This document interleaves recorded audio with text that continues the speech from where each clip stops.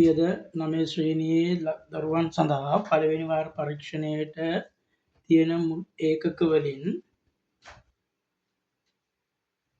සංඛ්‍යා රටා ඊට පස්සේ අපි දන්නවා සංඛ්‍යාපාද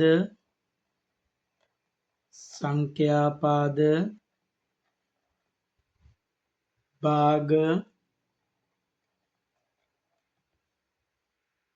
ප්‍රතිශත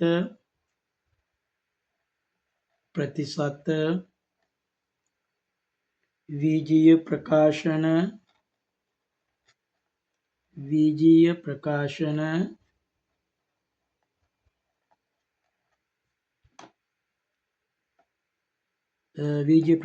සාධක කියලා මම ලියන්නම්. විජීය ප්‍රකාශන සාධක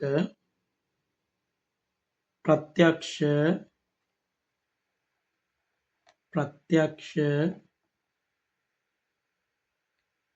සරලරේඛා හා සමාන්තර රේඛා ආශ්‍රිත කෝණ සරල රේඛා සහ සමාන්තර රේඛා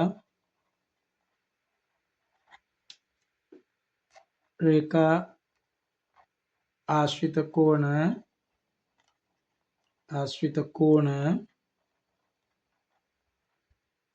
ඊපස් අපිට තියෙන පුතේ ද්‍රව මිනුම්. එතකොට 9 ශ්‍රේණියේ ළමුන් සඳහා මෙන්න මේ පාඩම් 9 තියෙනවා. මොනවද පාඩම් ටික? සංඛ්‍යා රටා සංඛ්‍යාපාද භාග ප්‍රතිශත විජීය ප්‍රකාශන සාධක ප්‍රත්‍යක්ෂ සරල රේඛා සහ සමාන්තර රේඛා ආශ්‍රිත කෝණ සහ ද්‍රව මිනුම්. එතන මේ පාඩම් 9න් අපි ඔයාලට ආවරණය කරන්න ඕනේ පළවෙනි වාර පරීක්ෂණයට. එතන අපිට පාඩමෙන් පාඩම කරගෙන යන්න කාලය මදි නිසා මේ channel එක අලුත් නිසා අපි ඔයාලට අදහස් කරා මේ පාඩම් 9න්ම පොදුවේ ගණන් හදලා පෙන්නන්න. ඒතර ඔයාලා දන්නවා පළවෙනි වාර පරීක්ෂණයේ මේ සංඛ්‍යා රටා පාඩමෙම ඉතාම වැදගත්. ඒකෙන් ලොකු ගණන් එනවා පුතේ, ලකුණු 12 ගණන් එනවා. ඒතර ඔයාලට ඒව ලබන අවුරුද්දේ 10 ශ්‍රේණියේදී සමාන්තර ශ්‍රේණි කියලා එහෙම හම්බ වෙනවා. ඒ නිසා අපි මෙන්න මේ පාඩම් 9න් මුලින් ඉඳලා ගණන් හදලා මතක් කරලා දෙන්න යන්නේ. හරි. ඒතර මම අද ටිකක් පාඩම මතක් කරනවා. ඊට පස්සේ උදව් කරන කොටස් වශයෙන් මම ඔයාලට. හරි. එහෙනම් මම කැමතියි ඔයාලට පළවෙනි ගාන විදියට මම මේ ගාන ලියනවා. ලියලි ඉවරලා අපි සාකච්ඡා කරමු. හරි. පළවෙනි ගාන විදියට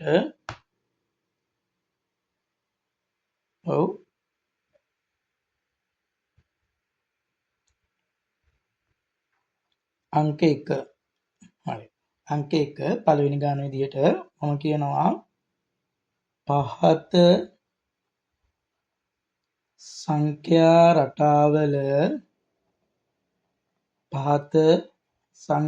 රටාවල පොදු පදය, එහෙම නැත්නම් පුතේ සාධාරණ පදය කියන්නේ ඒකටමයි. පොදු පදය ලබා ගන්න. හරි. එහෙනම් ඔන්න මම ඔයාලට මේ පාඩම් 9ම මුලින් ඉඳලා ආවරණය කරන්න යන්නේ. ඔයාලට උදව්වක් ලැබෙයි කියලා හිතනවා නම් මාත් එක්ක දිගටම මේ වැඩසටහනත් එක්ක රැඳිලා ඉන්න ඕනේ. හරි.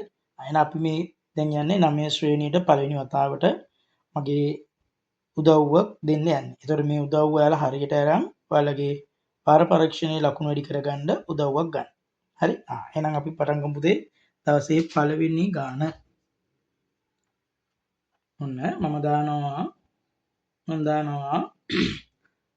8 16 අපි දාමුකෝ 8 අපි දාමු මෙතන 10 දාමු දැන් 10 16 22 28 මේ සංඛ්‍යා රටාවේ පොදු පදය ලබා ගන්න. මේ සංඛ්‍යා රටාවේ පොදු පදේ ලබා ගන්න කියලා මම කියනවා. ඒතර ඔයාලා දන්නවා පුතේ මේකේ මුල්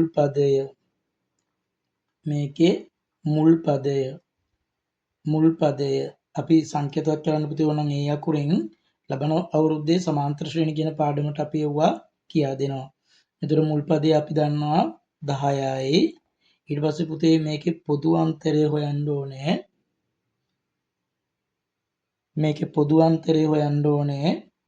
ඒතර පොදු අන්තරය මම සංකේතවත් කරනවා පුතේ D අකුරෙන්. පොදු අන්තරය D අකුරෙන් අපි හොයන්නේ හැමතිස්සෙම පුරියට මතක ඇති පසුපදයෙන් අඩු කරනවා පෙර පදය. ඒතර මේ දෙන්න ගත්තාම පුතේ පසුපදයේ 16යි පෙර පදයේ 10යි. එහෙනම් 16න් 10ක් අඩු කරනවා අපි. ඒතර අපිට එනවා පුතේ 6යි. එහෙනම් පොදු අන්තරය 6යි. එතකොට පොදු අන්තරය 6යි මුල් පදයේ 10යි. එහෙනම් ඔන්න අපි ලියාගෙන යන්නේ T1 කියන්නේ පුතේ පළවෙනි පදය. ඒතර පළවෙනි පදය අපි ලියන්නේ කොහොමද? ඔන්න බලන්න. මේ පොදු අන්තරය වැඩි කරන්න. හරි මේ පොදු අන්තරය වැඩි කරන්න 1කින්. පළවෙනි පදයනේ 6 වරක් 1. 6යි. හැබැයි මෙතන ඉන්නේ 10නේ. තව 10 වෙන්න 4ක් අඩු නිසා 4ක් එකතු කරනවා. ඒතර අපි දන්නවා 6 වරක් 1 6යි 4යි 10යි. අන්න පළවෙනි පදය. ඒතර T2 කියන්න පුතේ මට 6න් 6 වරක් 2 දෙවෙනි පදේ නිසා 6 වරක් 2 12යි 12යි 4යි 16යි. තේරුණාද? රටාවල් ගත්තද? එහෙනම් තව එකක් විතරක් ලියමු පුතේ T3 6 වරක් 3 18යි 18යි තව 4ක් එකතු කරොත් 22යි. දැක්කනේ. එතකොට මේ 1 2 3 කියන්නේ පද ගාන, මේ 4 කියන්නේ නියතයේ පොදු අන්තරය. මේ මුල් පදේ. මේ පොදු අන්තරය මේකට අඩුපාඩු වෙන ගාන පුතේ. එතකොට මේක විතරයි වෙනස් වෙන්නේ 1 2 3 ඊළඟට 4 5 6 එහෙම යනවා. එහෙනම් දැන් අපිට සාධාරණ පදේවත් n වෙනි පදය. සාධාරණ පදේවත් n වෙනි පදය හොයන්න කිව්වොත් 6 වරක් n ධන 4යි. එතකොට අපි කියනවා පුතේ 6යි n ධන 4. එහෙනම් මේ සංඛ්‍යා රටාවේ සාධාරණ පදේ නැත්තම් පොදු පදේ මට ආවා Tn සමානයි 6යි n ධන 4 කියලා. පැහැදිලිද ඔයාලට? හරි. එහෙනම් දැන් මම ඔන්න එක රෝමි ලක්කමක් හැදුවා. ඒ වගේ මම වෙනස් වෙනව හදන පුතේ. මේක ඔයාලට පේනවා ඇති මේ බලන්න ධන සංඛ්‍යා වැඩි වෙවි කියලා තියෙන්නේ. ධන සංඛ්‍යා වැඩි වෙවි කියලා තියෙන්නේ. එහෙනම් අපි දැන් ඊට වඩා වෙනසක් කරමු. හරි? ඊට වඩා වෙනසක් කරමු. ඔන්න බලන්න හැමෝම දෙවෙනි රෝමි ලක්කම පුතේ. දෙවෙනි රෝමි ලක්කම ඔන්න 12 8 4 ඔන්නම් බිංදුව කියලා දාන්නම්. ඔන්න දෙවෙනි සංඛ්‍යා රටාව. දැන් ඔයාලට පේනවනේ මේක ධන වැඩි වුණා, මේක ධන අඩු වෙනවා. අඩු වෙවි කියලා තියෙනවා. එහෙනම් මේකෙත් දැන් මුල් පදය A සමානයි පුතේ 12යි. ඊපස්සේ මෙතන මම පොදු අන්තරය කියලා කෙටියෙන් ලියන්නම්.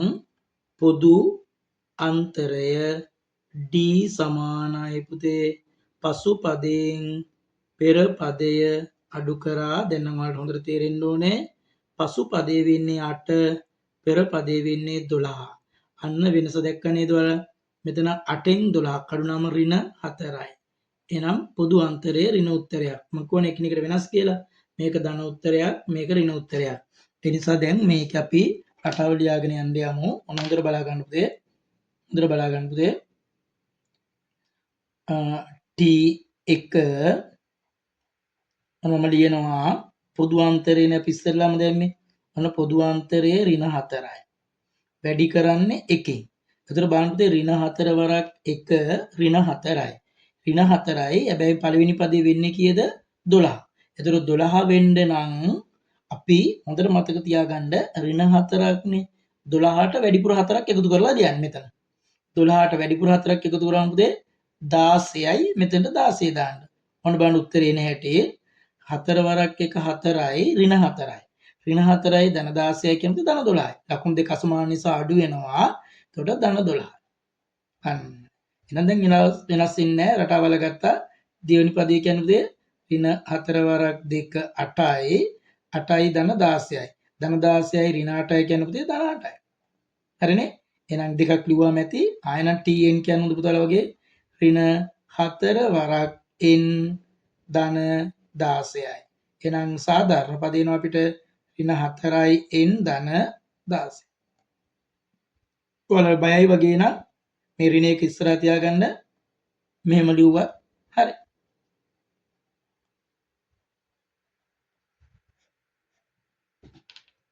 හරිනේ?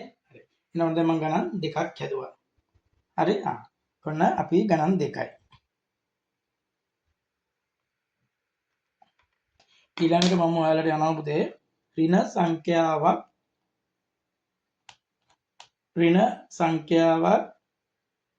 කොහොමද හදාගන්නේ කියලා පෙන්වන්න. ඍණ සංඛ්‍යාවක්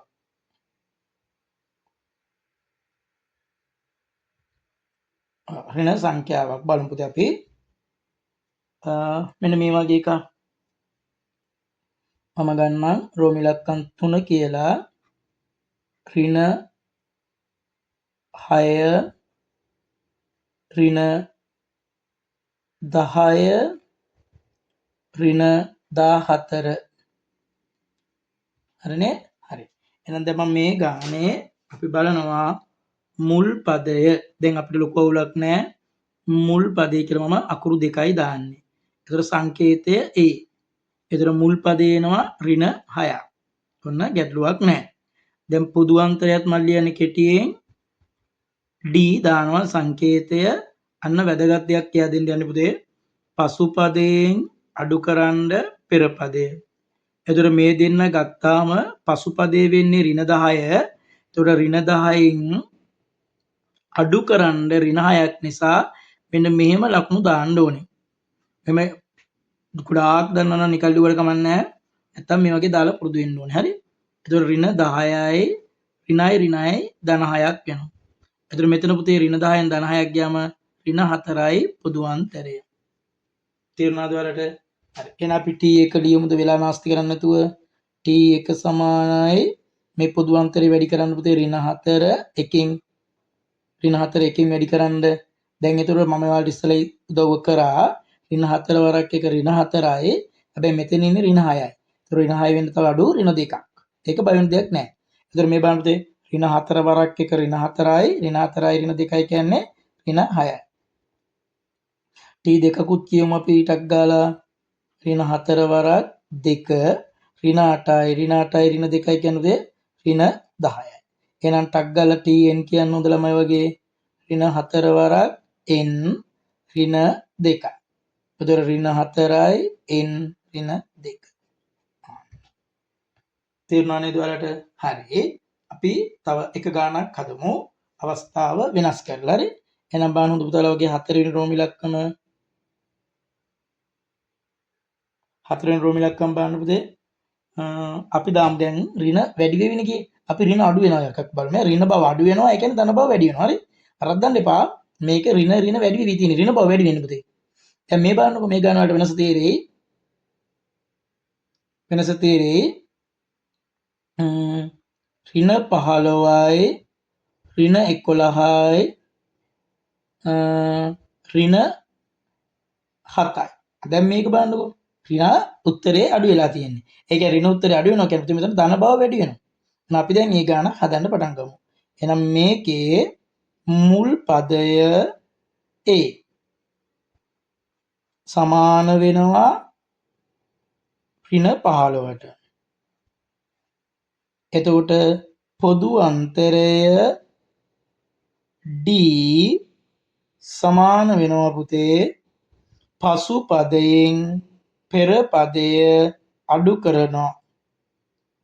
ඍණ 11යි ඍණයි ධන 15ක් වෙනවා. ඒතර මම දැක්කනේ පොදු අන්තරය ධන 4යි එන්නේ. තේරුණාද ඔයාලට?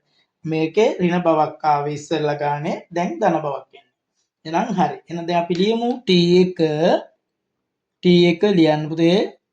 ඔව් පොදු අන්තරයේ ධන 4 වැඩි කරා එකෙන්. ඒතර ධන 4යි ධන 4 වලට එක ධන 4යි. හැබැයි මෙතන ඍණ 15ක් තියෙන්නේ. අන්න ඉස්සරලා තුන්වෙනි දෙවෙනි ගණිතය මම ඔයාලට කියලා දුන්නා වගේ මෙතනට ටිකක් 4ක් වැඩියෙන් දාන්න. ඍණ 19. ඍණ 19. මේ බලන්න. 4 වරක් එක 4යි ධන 4යි ඍණ 19 කියන්නේ ඍණ 15යි. අන්න උත්තරේ නැහැ. දැක්ක නේද? අපේ වගේ තව එකක් ගමු. T2ක් කියන්නේ 4 වරක් 2 8යි ඍණ 19යි කියන්නේ පුතේ 19න් 8ක් ගියාම 11යි. ඔය තියෙන ලස්සන උත්තරේ. එහෙනම් මට ඔයාලා කියන්න පුතේ n පදයේ උත්තරේ Tn සමානයි කියන්නේ 4 වරක් n ධන ඍණ 19යි. දැන් මෙතන ලකුණු දෙකක් එක ළඟ තියෙනවා. ඒක කැතයි නම් ඔයාලට මෙහෙම ලියන්න පුළුවන් එකපාරට. අන්න.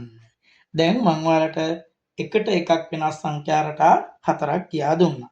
එහෙනම් ওই සංඛ්‍යා රටාවල ඇසුරින් අපි ඊළඟට ගානක් හදන්න උත්සාහ කරමු දෙවෙනි ගාන විදියට. එහෙනම් අපි ලෑස්ති වෙමු ඊළඟ ගානට. හරි. අපි දැන් ලොකු අංක 2 විදියට ගැටලුවක් බලමු පුතේ. ලොකු අංක 2 විදියට ගැටලුවක් බලමු. ලෑස්තිද ඔයාලා? ලොකු අංක 2 විදියට ගැටලුවක් බලමු. එහෙනම් බලන්න පුතේ. ඔන්න මම දානවා ඔයාලට ලොකු අංක 2 විදියට විභාගයට හම්බ වෙන ගැටලුවක්. මේ බලමු අපි 13 17 21 25 කොහොම සංඛ්‍යා රටාවක් දුන්නා කියලා හිතන්න පුතේ. අපෙන් අහනවා මෙයාලා රෝම ඉලක්කම් 1 සංඛ්‍යා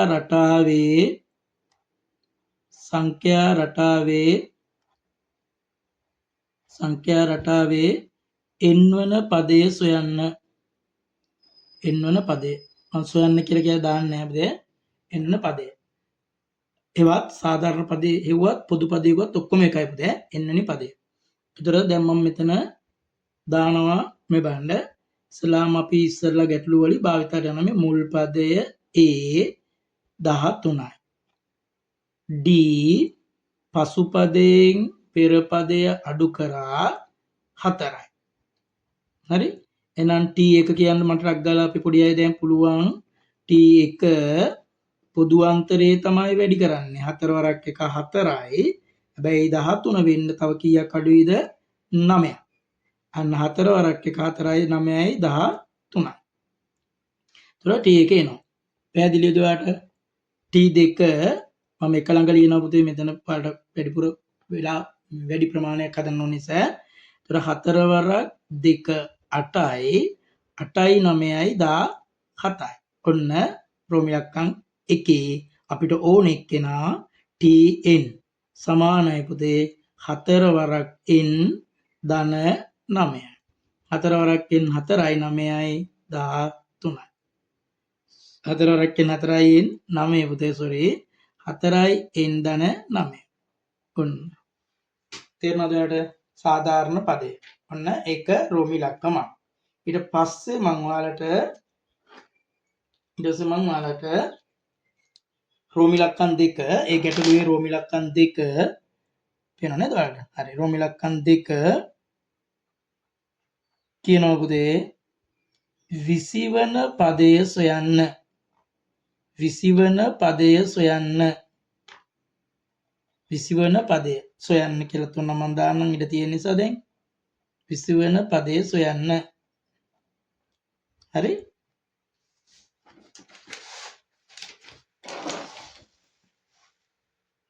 අපි පොඩි බලන්න ඕනේ. එතකොට අපි ලොකු වැඩ මුකුත් කරන්න යන්නේ නැහැ. අපි හොයාගත්ත සාධාරණ පදය Tn සමානයි 4යි n ධන 9. හරි? එතකොට Tn කියන තැනට දාන්නේ පුතේ 20 ධන 4 වැඩි කිරීම 20 ධන 9. එතකොට T20 සමානයි 4 වරක් 20 80යි 9යි 89යි. ඔන්න අපි ඒ හැදුවේ ගැටලුවක අංක 2ක්. ඒතර අපි තව ගැටලුවක් ඔයාලට හදලා පෙන්නනවා මේකෙම රෝම ඉලක්කම් 3 විදියට. හරි? මේකෙම රෝම ඉලක්කම් 3 විදියට. හොඳට බලන්න ගැටලුවේ රෝම ඉලක්කම් 3 මම කියනවා පුතේ රෝම ඉලක්කම් 3 මම කියනවා ලට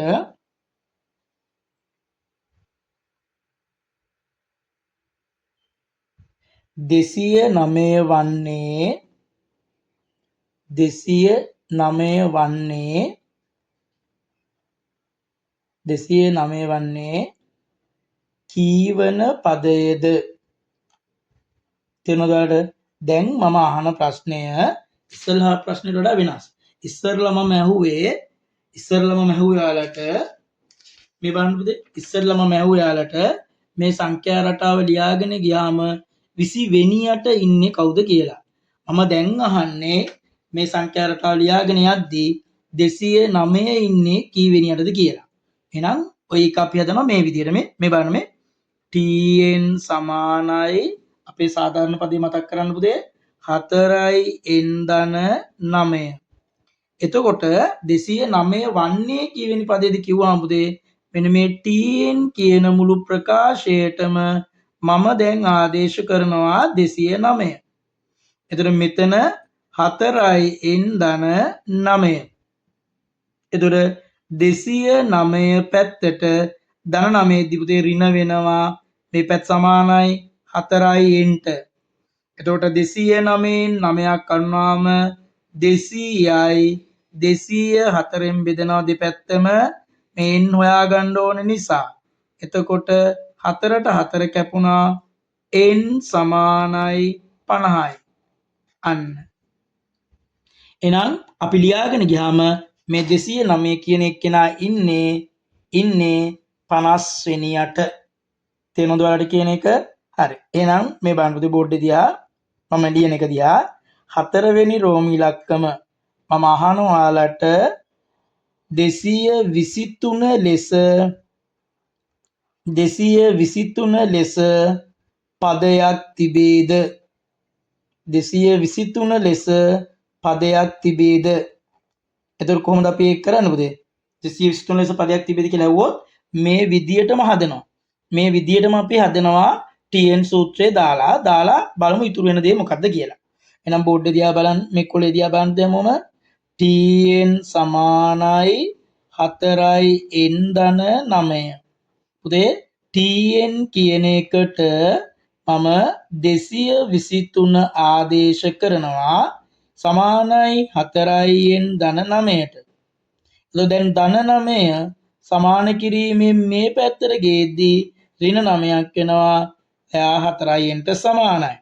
එතකොට 23න් 23න් 9ක් කරනවා කිව්වද? 13න් 9ක් 4යි. මෙතන 1යි 214යි 4යි n. දැන් දෙපැත්තම 4න් බෙදන්න ටක් ගාලා මෙයා කැපුණට n සමානයි. මෙයා ස්ථිරව බෙදෙන්නේ නැහැ පුතේ. මෙයා පූර්ණ සංඛ්‍යාවක් විදිහට බෙදෙන්නේ නැහැ. ඒ කියන්නේ 214 හරියටම 4න් බෙදෙන්නේ නේද? එම නිසා 33ක් කියලා කියන්නේ දන්නවලා එම නිසා 223 පදයක් නොවේ. ඔන්න අපේ පළවෙනි ගැටලුවේ ඒ කියන්නේ ඉස්ලාම ඇදී වලට පාඩමට උදාහරණයක් ඊළඟට පළවෙනි ගැටලුවේ 4 වෙනි රෝම ඉලක්කම විදියට මං හැදුවා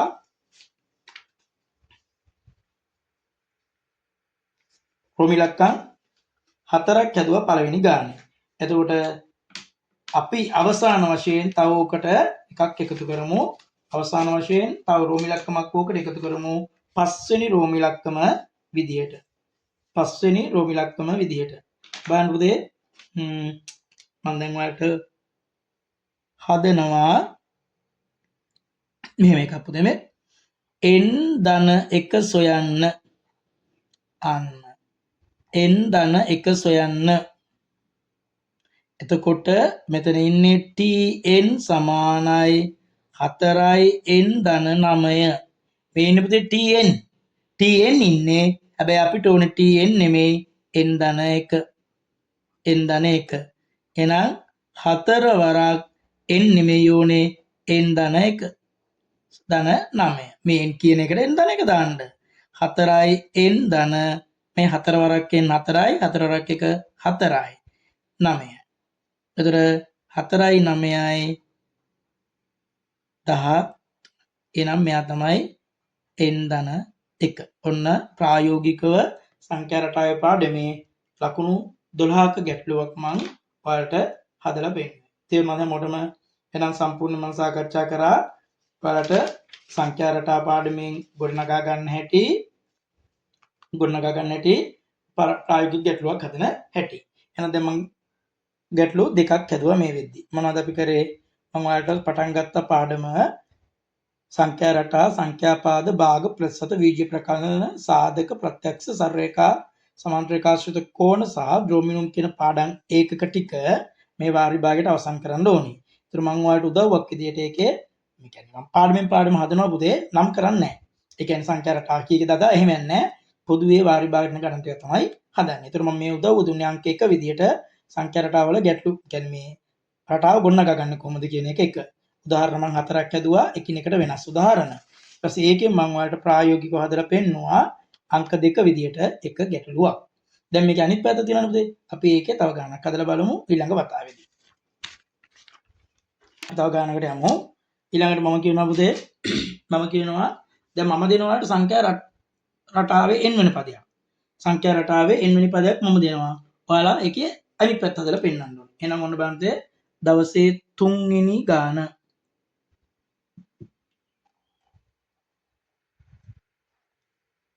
තුන්වෙනි ගාන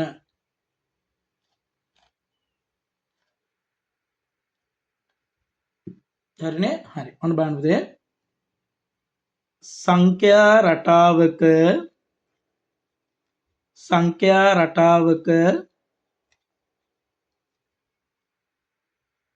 n වන පදය සංඛ්‍යා රටාවක n වන පදය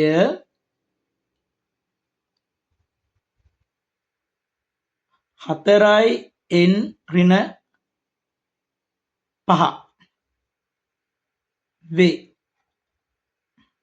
අනන් ධනයකකුත් දාලා අපිට දැන්ට දෙන්න පුළුවන්. අපි එලා නාස්ති නිසා මෙහෙම දාමු. දැන් මම අහන රෝමි ලක්කම් 1 මුල් පද 4 ලියන්න. මුල් පද 4 ලියන්න. එතකොට ඔයාලා බෝඩ් එක මේක දිහා බලන්න පුතේ. tn සමානයි 4යි n ඍණ 5. එතකොට ඔයාලා දැන් මුල් පද 4 ලියන්න කිව්වම ලියන්න ඕනේ t1 t2 t3 සහ t4. එතකොට මෙතන බලන්න 4 වරක් 1 4යි 4යි ඍණ 5. දැන් කියන උත්තරේ 4 වරක් 1 4යි ඒක ධන 4යි ධන 4න් ඍණ 5 ගියාම පුතේ ඍණ 1යි. 2 4 වරක් 2 8යි 8න් 5ක් ගියාම 3යි. ඒක ධන 3යි. 4 වරක් 2 8යි 8 ලොකු නිසා ධන 3යි. ඊට පස්සේ පුතේ 4 වරක් 3 12යි 12න් 5ක් කඩනවාම 7යි. ලාස්ට් වන එක 4 වරක් 4 16යි 16න් 5ක් කඩනවාම 11යි. එහෙනම් මේ සංඛ්‍යා රටාවේ පද 4 එනවා කොහොමද පුතේ? ඍණ 1 ධන 3 සහ ධන 7 සහ ධන 11. ඔන්න රෝමි ලක්කම් 1. හරි. ඊට පස්සේ මම ඔයාලට රෝමි ලක්කම් 2 අපි වේගෙන් අඩේ කරගෙන යමු. රෝමි ලක්කම් 2 හදලා පෙන්නනවා පුතේ. මම ඔයාලට කියනවා 12 වන පදේ සොයන්න. 12 වන පදේ සොයන්න. 12 වන පදේ සොයන්න. එතකොට 12 වෙනි පදේ සොයන්න කිව්වම අපිට දුන්න සාධාරණ පදය tn සමානයි 4යි n ඍණ 5. එතකොට t12 හොයනවා අපි 4 වරක් n කියන එකට 12 දාන පුතේ. 4 වරක් 12 48යි 48න් 5 කරනවාම 43යි. එහෙනම් 12 වෙනි පදේ ඉන්නේ අපිට 43. ඊට පස්සේ මම ඔයාලට රෝමි ලක්කම් 3 විදියට හදලා පෙන්නනවා පුතේ. බෝඩ් එක දිහා බලන්න. 75 වන්නේ කීවන පදයේද? 75 වන්නේ කීවන පදයේද?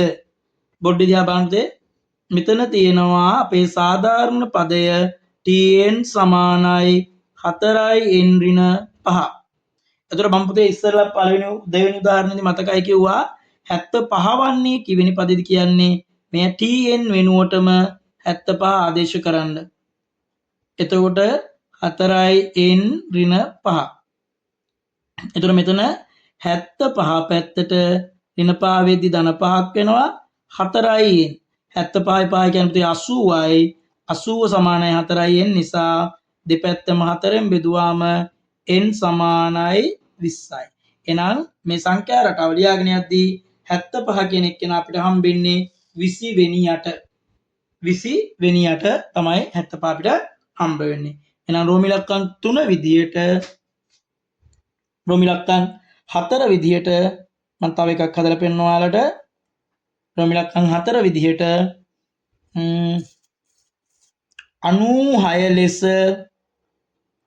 96 ලෙස පදයක් තිබේද? 96 ලෙස පදයක් තිබේද? එතකොට එහෙම බැලුවාම පුතේ මේ සිස්ටම් එකටමයි tn සමානයි 4n ඍණ 5. එතකොට පුතේ tn කියන එකට මම ආදේශ කරනවා 96 ඍණ 5 මේ පැත්තට ගියදී ධන 5ක් වුණා. එතකොට 4n සමානයි පුතේ 96යි 5 කියන්නේ 101යි නේද? 101යි 4යි. දෙපැත්තම 4න් බෙදමු අපි. මේක බෙදෙන්නේ නැහැ. 101 බෙදෙන්නේ නැහැ 4න්. ඒ නිසා අපි කියන පුතේ ඉස්සලාගේ 33 තියලා එම නිසා 96 පදයක් නොවේ. 96 පදයක් නොවේ. තේරුණාද ඔයාලට? හරි. ඕකේ තව එක රෝම ඉලක්කමක් මම එකතු කරොත් ඔයාලට කොයි හරින්ද ලියන්න පේන්නේ? මේ හරිය ලියන්නද පුතේ? ඔව් මම රෝම ඉලක්කම් 5 විදියට මෙතන ලියනවා. n ධන 1 සොයන්න. n ධන 1 සොයන්න. හරිනේ? බලන්න පුතේ බෝඩ් එක දිහා. tn සමානයි 4n ඍණ 5 නිසා tn ධන 1 මෙතනට දාන්න. මෙතනත් 4 වරක් n ධන 1 ඍණ 5. එතකොට පුතේ 4n ධන 4 ඍණ 5. මෙතන 4n ධන 4යි ඍණ 5 කියන්නේ පුතේ ධන 4යි ඍණ 5යි කියලා කියන්නේ කීයද? ඍණ 1යි. ඔන්න මම ප්‍රායෝගිකව ඔයාලට සංඛ්‍යා රටාව ලියන්න පුළුවන් ගණන් දෙකක් හදලා පෙන්නනවා. හැබැයි තව ගණන් එනවා මුදල් සම්බන්ධ ගණන් වගේ පොඩි පොඩි ඒවා එනවා. අපි බලමු ඊළඟට 4 වෙනි ගාන විදියට ඒ වගේ ගානක් හදන්න.